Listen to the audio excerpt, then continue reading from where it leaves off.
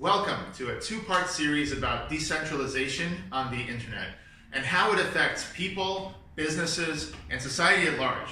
I'm going to talk about decentralization. I'm really going to talk about it. And let's start by going down memory lane to remember the 1990s and early 2000s. AOL, MSN, CompuServe. Those were the networks of the day, and they were pretty centralized. Steve Case, president of AOL, was a bit like Mark Zuckerberg of Facebook today. If you wanted to be online, you had to be dialed into one of these things. Remember this? Hey, welcome, you've got mail. Yeah, that was AOL. And that was familiar to many, many people. Millions of people got CDs in the mail. Literally, AOL made so much money they could just print these CDs and send them out to everybody. What was it? Oh, 2,000 free hours, because you had to pay afterwards, right? So people had to pay, obviously, for the internet service, but it was more than that. If you had to build a business to reach all these people, you basically had to get an AOL keyword, right? And so everything went through AOL. They were the gatekeeper, right? So what happened after that, and how come AOL today isn't sort of synonymous with the internet? And because we got the web, right? Tim Berners-Lee basically built the first browser, and it was based on an open protocol called HTTP. Tim says he based it off of FTP, but that's not what's important. What's important is the more people started downloading browsers, the more people were able to view websites created by companies all over the world, right? And so what's the difference between a centralized network and a decentralized one? Well, there's many differences. For one, you actually own your website. You can't simply get kicked off as easily, right? You have a choice of hosting providers. You don't need to just have an AOL keyword. You're master of your own domain. Literally, it was your own domain. And essentially, these domains were given out in a system called the Domain Name System, funny enough, DNS. So this was a nice piece of decentralization. You could see the economic impact. One, AOL is nowhere near what it was before. AOL was pretty much killed by the web.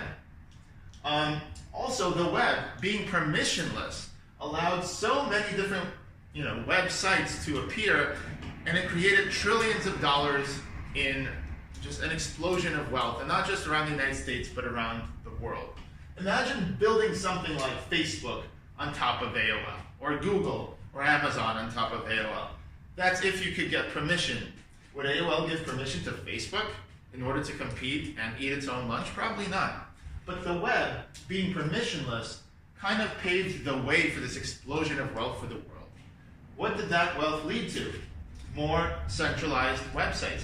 Now, what is today's AOL, CompuServe, and MSN? If you had to talk about it, it would be these guys, right? Among others. Let's pick on Facebook for a second. Why is it that we all need to use Facebook? Why are we all on Facebook? If I said, for example, to you, hey, let's collaborate on a document together, right? So I've got a document here, I've got a phone, and I just want to collaborate on a document with you, maybe for class, whatever. What software would I use, right? I would probably use Google Docs. But right, here's the problem today is, again, all the people are on these services. They've got a Gmail, they've got a Facebook account, right? So let's say you're here. So if you're a business trying to reach these people, then you've got to get Facebook's permission. And of course, there's problems because you can't be everything to everybody. So if Facebook is the gatekeeper for everything, in some countries, they're going to get in trouble for taking down certain posts. And in other countries, they're going to be in trouble for not taking down similar posts. Also, the Facebook platform is essentially responsible for policing all kinds of speech. So they've got how many people now using possibly Google Translate or something in order to see if a particular post is okay or not. This is the world we live in, and again, there's problems with centralization. So what if there was a series of companies like ours that would be creating an alternative to these guys? What would that look like? Well, for one thing, it would have to be open, and it would have to be open source. Just like here we had Netscape, for example, building the web browsers people would download, and then also building the web servers, which eventually became open source too. That's what created this explosion of wealth. Here, you've got WordPress to build blogs, right?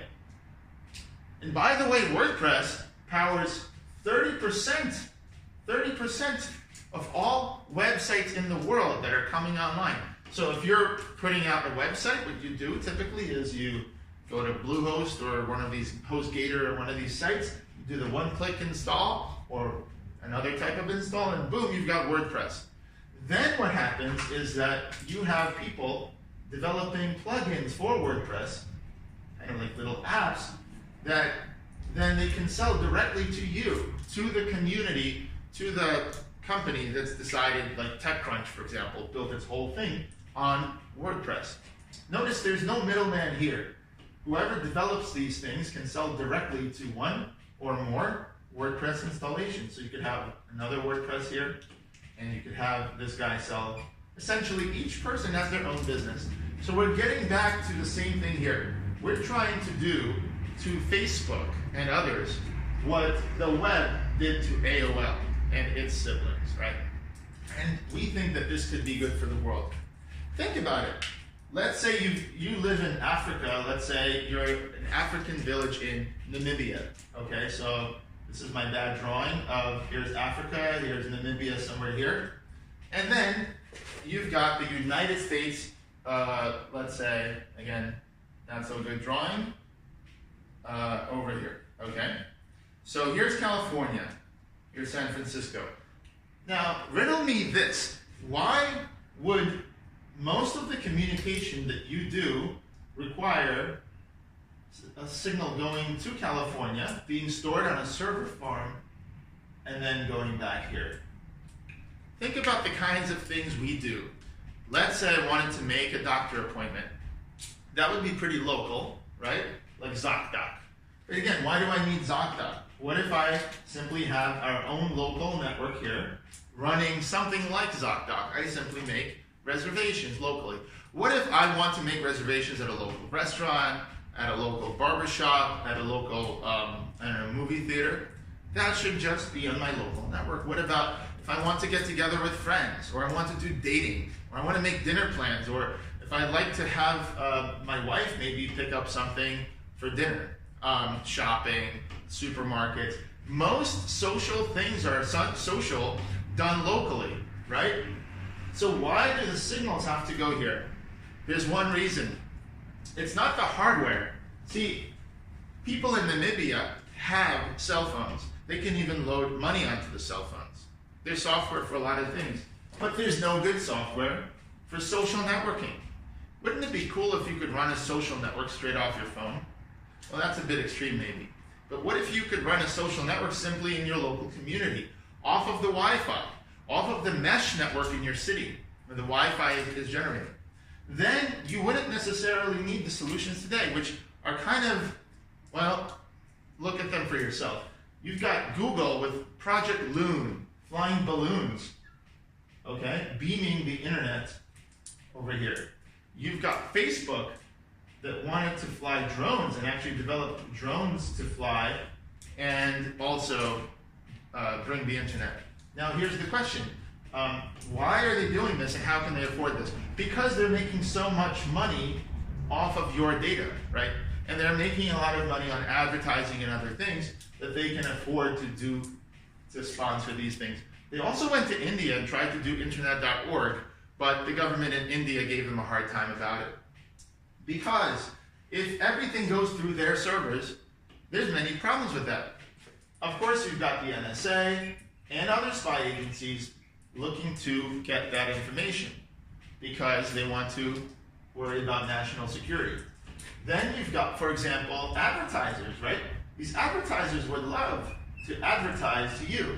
And you've got the Cambridge Analytica scandal, and you've got political scandals, and so on and so forth and so on. Again, what if you've got a classroom that you just want to collaborate on a document? Do your signals really have to go to Google Docs? No. The problem is there's no good software. So if I said to you, let's collaborate on a document, what software would you use? Yeah, you'd probably use Google Docs. So what if there was a toolbox of social software? And by that I mean software that supports multiple users, right? Permissions, roles, etc. And that was just the basics, right? Users and permissions. On top of that, you would build actual building blocks. Like, for example, you could have chat rooms. You could have all sorts of things where you have chat rooms, events, group rides, okay, reservations, check-ins, all the kinds of things, and many things we haven't thought of, right? So this would be a platform where people would essentially develop new building blocks, right? And they would want to take those building blocks and add them here. Well, that's very similar to WordPress, right? That's very similar to something like Magento that wants to decentralize Amazon, right? But there's a little bit more that you need. There's also one third layer over here that you need, and that is people going from network to network. So how does that look like? So let's say you've got here a university like NYU, and they've installed the Qbix platform, right? The web as a platform, decentralized AOL, and anyone can run a website. So what's missing here is the social software, right? So now if you can install this social software on NYU servers, and on the other hand, install it on Columbia servers, okay? What happens when a person, here's a person, decides to have an account here, and also here, right? Well, when you come to a website, wouldn't it be nice to actually see who else of your friends is there? There should be a seamless experience that you feel as if this is one big network and you don't feel like you have to log into every single thing. You want an experience that doesn't actually require passwords and usernames and remembering all that stuff. Essentially, all that should be automated and integrated with your friend list. And your friend list should live on your phone, your contact list. So instead of NYU and Columbia or a centralized site like Facebook or Google owning your friend list, your contacts, they should be your contacts, right? Your identity should be your identity. So in other videos, you see how this works, but the idea, again, is that if each community can own its own relationships with the people, it can't get kicked off like it can here, right? If each developer is able to develop apps and can't just get kicked off, but develops apps exactly for the communities and sells it directly to the communities, you've unleashed another $1 trillion of innovation in social software, which some people call Web 2.0 or 3.0, etc. The thing is that today, in 2019, as I'm recording this, we still don't have a good software alternative. If we did, then this would unleash a lot of innovation. What kind of apps do we build on Qbix? What kind of core apps do we have? Well, we have group rides to group events. You want to reserve something, you want to meet people at the event, add them to your contact list, right? Then we could have software to actually guide your relationship along. Whether it's a business relationship and you want to see, where is this going? Oh, reminder, you have to follow up with people, right? And build it towards a goal. Or it could be a romantic relationship and builds it towards a goal. Whatever it is that you want to do, you should be able to do it with full privacy.